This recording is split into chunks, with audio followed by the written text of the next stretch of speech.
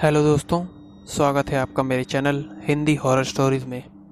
और आज मैं फिर आपके लिए दो बिल्कुल सच्ची दिल दहला देने वाली डरावनी कहानियाँ लेकर हाजिर हूँ।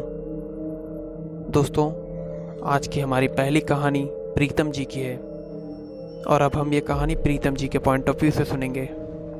मेरा नाम प्रीतम है और यह घटना मेरे साथ 1995 में घटी थी। उस वक्त मेरी उम्र 28 साल थी। मेरे बड़े भाई एक कंपनी में नाइट शिफ्ट में काम करते थे और मैं हर रात अपने भाई को खाना पहुंचाने उनके कंपनी तक जाता था। एक दिन मैं अपने भाई को खाना पहुंचाकर वापस लौट रहा था। रात के करीब 9:30 बज रहे होंगे। घर जाने का रास्ता काफ़ी सुनसान था क्योंकि ठंड का मौसम था। मैं उन्हीं रास्तों पे चला जा रहा था। कुछ दूर आगे जाने पे सड़क के दोनों ओर खाली खेत थे।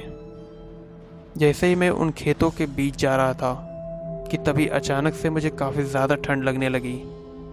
मैंने सोचा शायद खाली खेतों के कारण ठंडी हवा चल रही होगी, पर मुझे ऐसा लग रहा था जैसे कोई मेरे साथ साथ चल रहा हो। जब मैंने पीछे मुड़कर देखा तो मेरे पीछे कोई नहीं था, पर मेरे पीछे हल्का हल्का धुआं था जो मेरे साथ साथ ही आगे बढ़ रहा था। जब मैंने अपने आगे देखा तो मेरे आगे बिल्कुल भी धुआं नहीं था।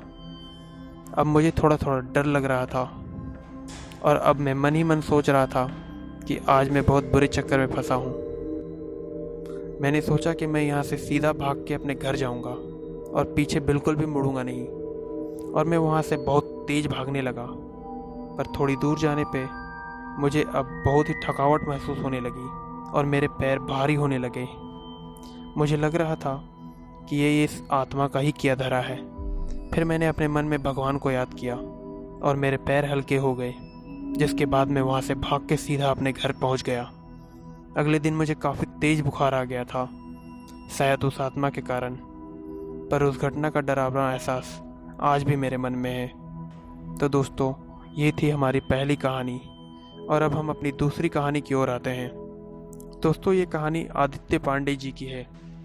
तो अब हम ये कहानी आदित्य पांडे जी के पॉइंट ऑफ व्यू से सुनेंगे। मेरा नाम आदित्य पांडे है। ये घटना मेरे साथ 1984 में घटी थी। मैं एक बार किसी काम से शहर गया था और मैं लगभग 1 महीने बाद अपने गांव वापस लौट रहा था। मैं स्टेशन से अपने गांव पैदल ही आ रहा था क्योंकि रात में कोई भी यातायात का साधन नहीं था।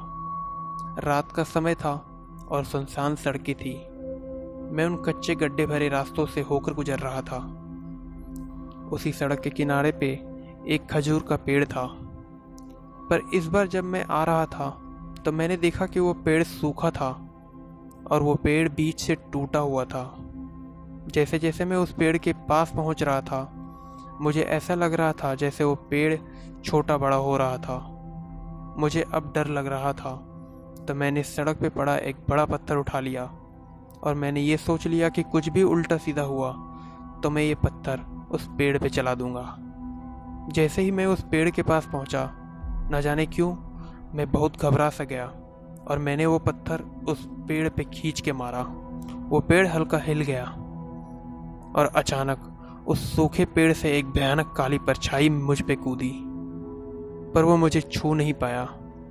फिर मुझे ध्यान आया कि मैंने तो जनेऊ पहना है, क्योंकि जब तक मेरे शरीर पे ये जनेऊ था वो पूरी आत्मा मुझे छू नहीं सकती थी। और मैं डर के मारे वहाँ से बेतहासा भागने लगा और वो आत्मा काफ़ी दूर तक मेरा पीछा करती रही।